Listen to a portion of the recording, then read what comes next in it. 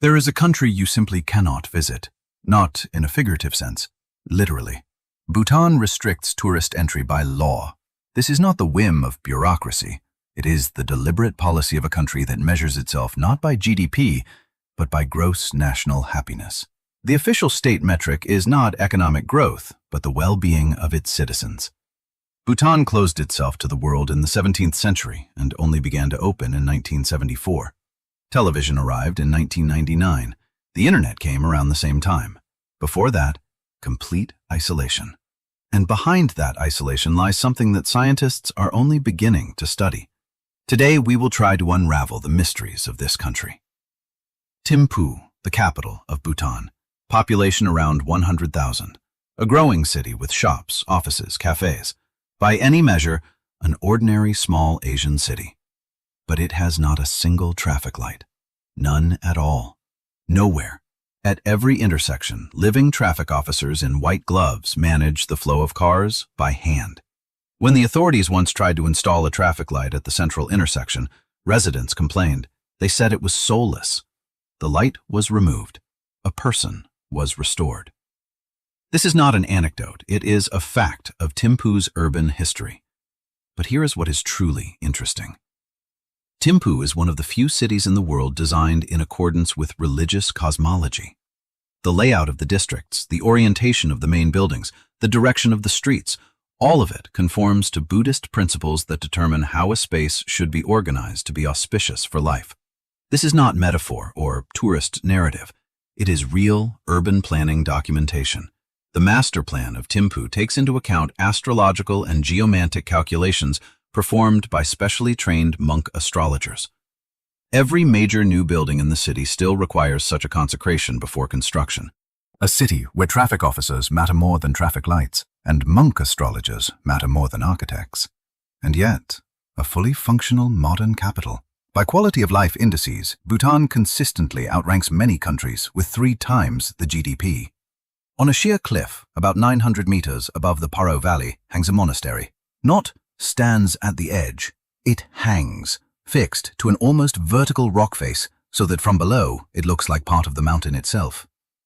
Taksang Palphug, or in English, Tiger's Nest, is one of the most iconic images of Bhutan. But most people who have seen the photographs don't know the main thing. The monastery was built in 1692. At an altitude of 3,120 meters above sea level, on a sheer cliff with no proper approach, without modern construction technology, cranes, or helicopters. How did building materials get up there? How was the structure held in place during construction? How did anyone think to build here in the first place? The official history says the site was not chosen randomly. It was precisely here, in the 8th century, that the great teacher Padmasambhava meditated in a cave. The monastery was literally built around that cave. But the mystery is not in the legend. The mystery is in the engineering. In 1998, the monastery was damaged by fire. It had to be restored. And here an interesting detail emerged. During the reconstruction, modern builders, equipped with all the technologies of the 21st century, encountered serious difficulties. Delivering materials to such a height, to such a cliff, even now, is an extremely complex logistical challenge. How it was done in 1692, no one can explain. The monastery was restored, it hangs on the cliff again, and once again it guards its engineering secret. Every autumn, cranes fly in from Tibet, black-necked cranes, among the rarest birds in the world. Their population numbers around 10,000 to 11,000 individuals. They breed on the Tibetan plateau and winter in a handful of valleys in India, China, and Bhutan. But in Bhutan, something happens with them that happens nowhere else. The cranes fly to the Pobjika Valley, a wide, high-altitude valley in the center of the country. And every year, upon arriving, they make a circuit over Gangte Monastery. 3 circuits, clockwise, as is the custom in Buddhist rituals of circumambulation of sacred places. This is not an interpretation. This is documented behavior that ornithologists and local residents have been recording for decades. The cranes make 3 circuits over the monastery and only then descend into the valley. Why exactly 3 circuits? Why clockwise? Why over the monastery specifically and not over any other structure? Ornithologists explain this as an orientation flight. Birds survey the terrain before landing.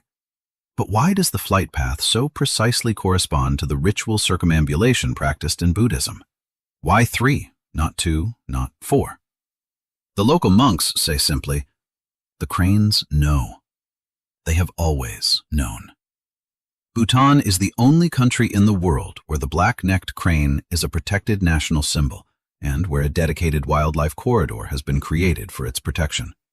Every year in November, the Pobjika Valley holds the Crane Festival, a celebration of the arrival of birds that fly to this specific place from across Asia.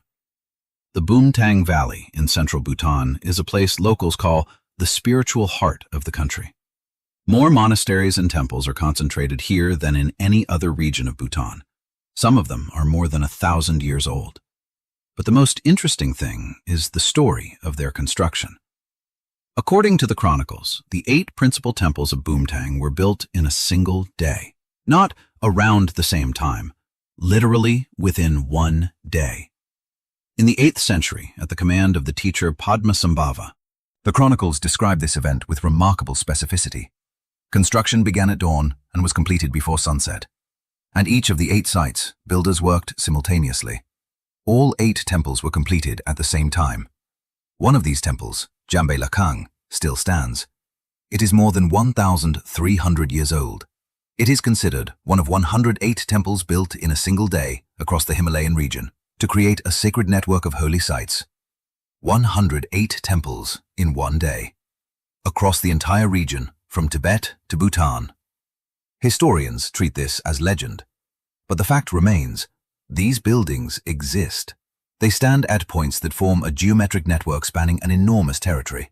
And this network was conceived and realized with such precision that some researchers speak of a deliberate system, not merely the construction of temples, but the creation of a sacred map of the region. Who composed this map? How was construction coordinated across distances of hundreds of kilometers without modern means of communication? In the remote regions of Bhutan, in hard-to-reach caves, and beneath the floors of ancient monasteries, texts continue to be found. Not simply old manuscripts. Terma, hidden treasures. Sacred texts deliberately concealed in the 8th century by Padmasambhava with the instruction, they will be found when the world is ready to receive them. In Bhutan, terma are found regularly, and this is not a metaphor. These are literal, physical texts, written on metal, stone, or specially treated paper, discovered in cliffs and walls. One of the most significant cases, finds in the Chume River Valley in Bumtang, where metal plates bearing texts were discovered in a rock cavity in the late 20th century. Dating confirmed an age of several centuries, but the chemical composition of the metal proved non-standard, an alloy that was not produced in the region during that period. Where did the material come from? How did a text end up in a sealed rock cavity? Who placed it there? And when? There are no answers. But there is a fact. The texts exist. They are real. They are studied by scholars. And the origin of some of them cannot be explained within the framework of the known history of the region. In the southwest of Bhutan, on the summit of a mountain ridge with views over 3 valleys simultaneously, stands a fortress, Drukgyal Dzong. It was built in the 17th century, and its placement puzzles architectural historians. The fortress stands on a summit that is ideal from a surveillance standpoint, but extremely inconvenient to supply. Bringing water, food, and building materials to such a height, across such terrain, required colossal effort. No road to Drukgyal Dzong has ever been built. It can only be reached on foot along a mountain track, several hours of walking. How were materials delivered during construction? How were the garrison and monks supplied? How many people lived here permanently? Answers to these questions are recorded in no known source.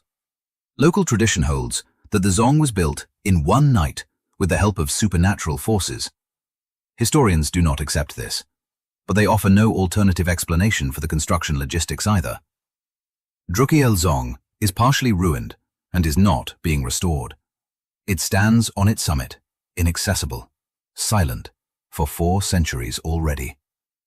In 1629, Zhabdrung Ngawang Namgyal, the founder of the Bhutanese state, built the first Dzong in Bhutan, Simtoka Dzong. It stands at the entrance to the Thimphu Valley and is still used today as a monastery and administrative center. Zhabdrung arrived in Bhutan from Tibet in 1616 without resources. In 13 years, he unified the scattered valleys under a single administration, created a system of laws, and developed the unique architectural tradition of dzongs. Where did a man who arrived in a foreign country with nothing come by a fully formed, detailed architectural system that proved so perfect it has been used without fundamental changes to this day? Bhutan's dzongs are a unique architectural form. They contain no nails. Everything is held together by a system of interlocking joints and balance. They are built without drawings. The craftsmen work by oral tradition of transmitted knowledge. The proportions, angles, layout of rooms, all of this exists only in the memory of specially trained builders.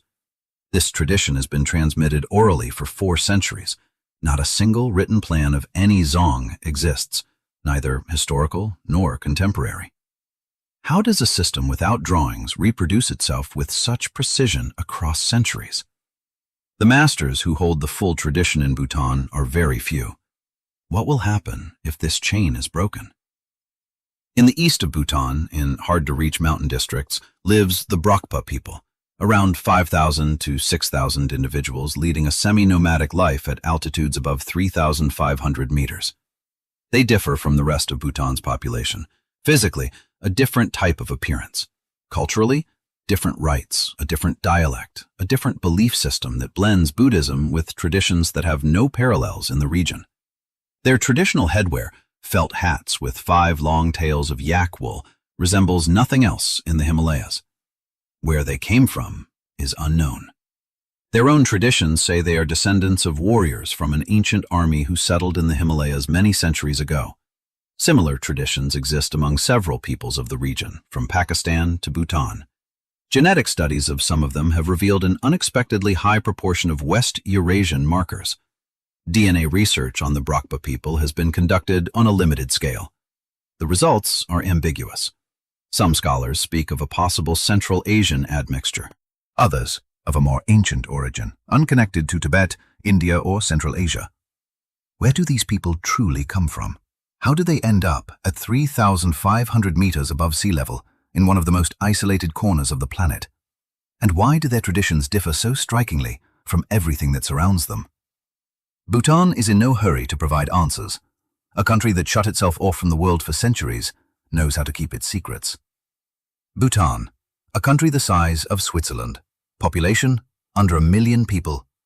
Until 1974, it was closed to the entire world. Over those centuries of isolation, what was destroyed, rewritten, or simply forgotten elsewhere was preserved. People still live in houses built on the same principles as 4 centuries ago. Monks still calculate the placement of buildings using the same astrological tables. World changed. Bhutan, not very much. And now, as it begins to open, scientists are discovering behind the closed door was far more than